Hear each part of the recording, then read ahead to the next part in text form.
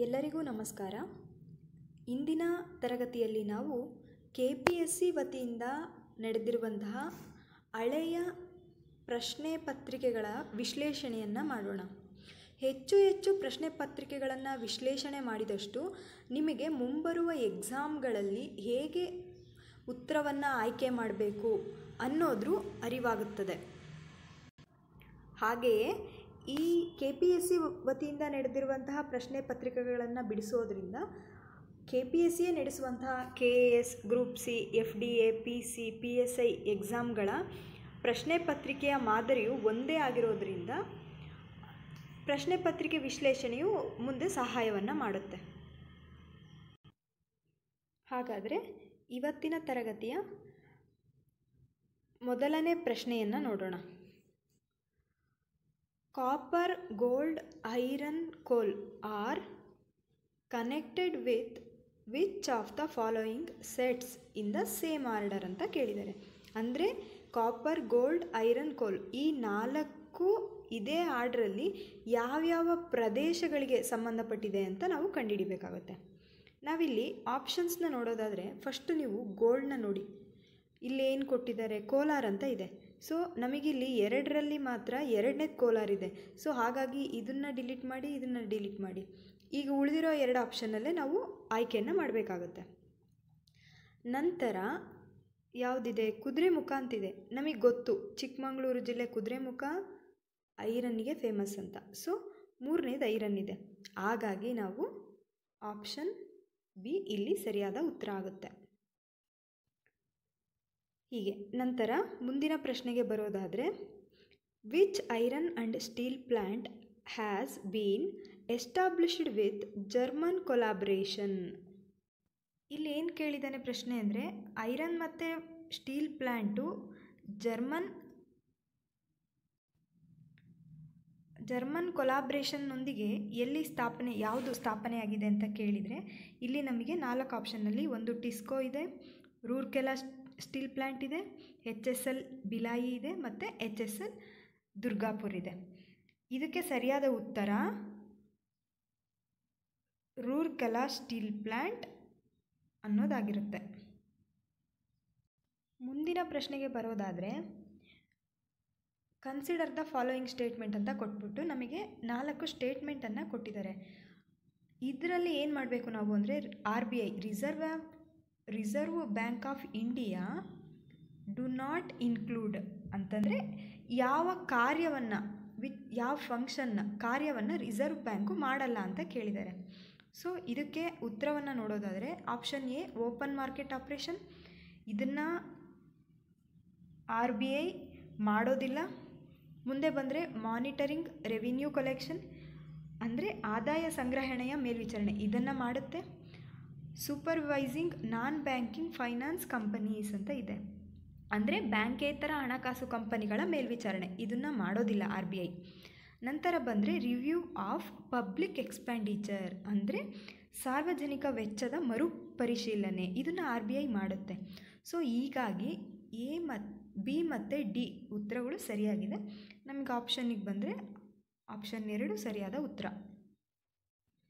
ಮುಂದಿನ ಪ್ರಶ್ನೆ, stand up India consider the following statement about the stand up India scheme ಅಂತ ಕೇಳಿದ್ದಾರೆ. ಈ ಯೋಜನೆ ಬಗ್ಗೆ ನಮಗೇನೇನು ಆಪ್ಷನ್ ಕೊಟ್ಟಿದ್ದಾರೆ ಅಂದರೆ, the scheme is intended to assist SC, ST and women entrepreneur only per bank branch ಅಂತ ಕೊಟ್ಟಿದ್ದಾರೆ. ಅಂದರೆ ಈ ಯೋಜನೆ ಪ್ರತಿ ಬ್ಯಾಂಕ್ ಶಾಖೆಯ ಪರಿಶಿಷ್ಟ ಜಾತಿ ಮತ್ತು ಪರಿಶಿಷ್ಟ ಪಂಗಡ ಹಾಗೂ ಮಹಿಳಾ ಉದ್ಯಮಶೀಲರಿಗೆ ಮಾತ್ರ ಸಹಾಯ ಮಾಡುತ್ತೆ. ನೆಕ್ಸ್ಟ್ ಬಂದರೆ at least 1 women entrepreneur per bank branch will be supported, ಅಂದರೆ ಒಂದು ಬ್ಯಾಂಕಿನಿಂದ ಅಟ್ಲೀಸ್ಟ್ ಒಬ್ಬ ಮಹಿಳೆಗೆ ಬೆಂಬಲವನ್ನು ಕೊಡೋದು. The support is available only for greenfield enterprises, ಅಂದರೆ ಹಸಿರು ಕ್ಷೇತ್ರ ಉದ್ಯಮಶೀಲತೆಗೆ ಮಾತ್ರ ಇದು ಬೆಂಬಲವನ್ನು ನೀಡುತ್ತೆ ಅಂತ. ಸೊ ಈ 3 ಆಪ್ಷನ್ಗಳು ಸರಿಯಾಗಿವೆ. ಹಾಗಾಗಿ ಸ್ಟ್ಯಾಂಡ್ ಅಪ್ ಇಂಡಿಯಾ ಸ್ಕೀಮ್ ನಡಿ 3 ಸರಿಯಾಗಿರೋದ್ರಿಂದ ಇದು SC, ST ಮತ್ತು ವುಮೆನ್ ಎಂಟರ್ಪ್ರಿನರ್ಗೆ ಸಹಾಯವನ್ನು ಮಾಡೋ ಉದ್ದೇಶವನ್ನು ಹೊಂದಿದೆ. ಮತ್ತು ಒಂದು ಬ್ಯಾಂಕಲ್ಲಿ ಕನಿಷ್ಠ ಒಬ್ಬ ಮಹಿಳೆಗಾದರೂ ಒಂದು ಬೆಂಬಲವನ್ನು ಕೊಡಲೇಬೇಕು. ಮತ್ತು ಇದು ಹಸಿರು ಕ್ಷೇತ್ರ ಉದ್ಯಮಶೀಲತೆಗೆ ಬೆಂಬಲವನ್ನು ಕೊಡುತ್ತೆ.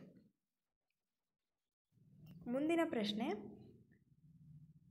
The state which had a more favourable sex ratio than the national average as per 2011 census ಅಂತ ಕೇಳಿದ್ದಾರೆ. ಅಂದರೆ ಯಾವ ರಾಜ್ಯ 2011 ಜನಗಣತಿಯ ಮೇರೆಗೆ ರಾಷ್ಟ್ರದ ನಮ್ಮ ದೇಶದ ಸರಾಸರಿ ಲಿಂಗಾನುಪಾತ ಹೊಂದಿರೋದಕ್ಕಿಂತ ಹೆಚ್ಚಿನ ಲಿಂಗಾನುಪಾತಗಳನ್ನು ಯಾವ ರಾಜ್ಯಗಳು ಹೊಂದಿದೆ ಅಂತ ಕೇಳಿದ್ದಾರೆ. ಸೊ ಇದಕ್ಕೆ ಸರಿಯಾದ ಉತ್ತರ ಬಂದರೆ ಕೇರಳ ಪ್ರಥಮ ಸ್ಥಾನದಲ್ಲಿದೆ ಗೊತ್ತು. ನೆಕ್ಸ್ಟ್ ಒರಿಸ್ಸಾ, ಗೋವಾ, ತಮಿಳುನಾಡು ಈ ರಾಜ್ಯಗಳು ಇಲ್ಲಿ ಕೊಟ್ಟಿರುವಂತಹ ಆಪ್ಷನ್ನಲ್ಲಿ ಹೆಚ್ಚು ಸೆಕ್ಸ್ ರೇಷಿಯೋನ ಹೊಂದಿದೆ. ಮುಂದಿನ ಪ್ರಶ್ನೆ,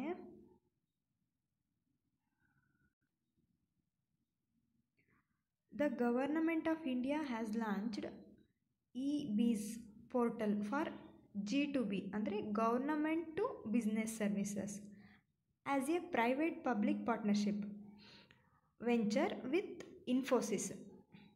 which one of the following service will not be covered under the portal ಅಂತ ಇದೆ. ಯಾವ ಸರ್ವಿಸನ್ನು ಇದರ ಅಡಿ ಕವರ್ ಮಾಡಿಲ್ಲ ಅಂದರೆ ಭಾರತ ಸರ್ಕಾರ ರೂಪಿಸಿರುವಂಥ BEES ಪೋರ್ಟಲ್ನ ಸೇವೆಗಳಲ್ಲಿ ಯಾವುದು ಇದರ ಅಡಿ ವ್ಯಾಪ್ತಿಗೆ ಬರಲ್ಲ ಅಂತ ಕೇಳಿದ್ದಾರೆ.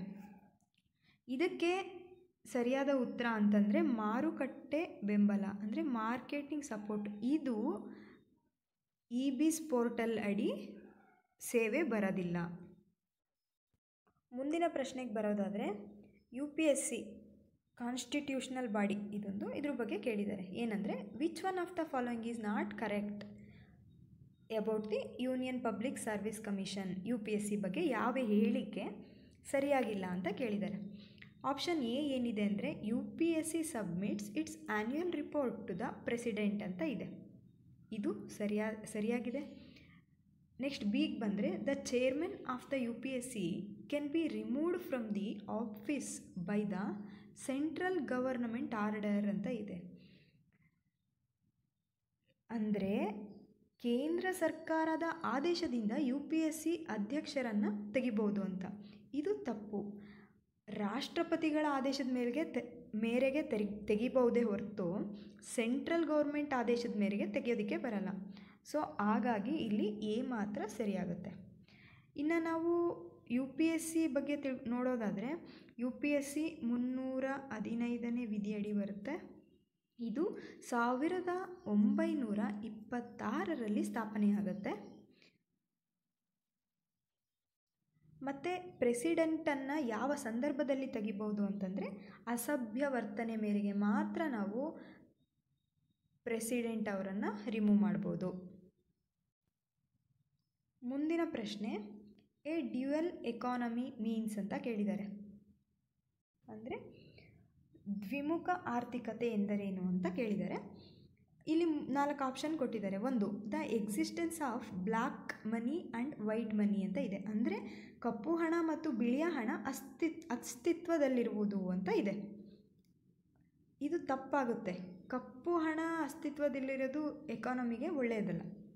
Next, the existence of agriculture and industry ಅಂದರೆ ಕೃಷಿ ಮತ್ತು ಕೈಗಾರಿಕೆ ಅಸ್ತಿತ್ವದಲ್ಲಿರೋದು. ಇದು ಸರಿ ಹೋಗ್ಬೋದು.